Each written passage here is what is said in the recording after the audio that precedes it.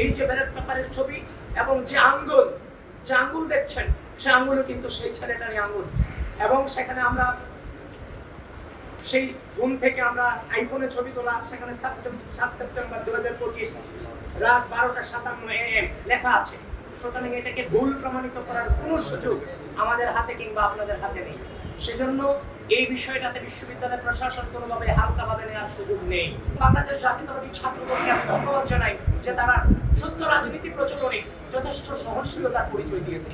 সুতরাং আমরা যথাযথ প্রক্রিয়া আমরা বিশ্ববিদ্যালয় প্রশাসনের কাছে গিয়েছি, ফোন করেছি, তারা বারবার কালক্ষেপণ করে গেছেন।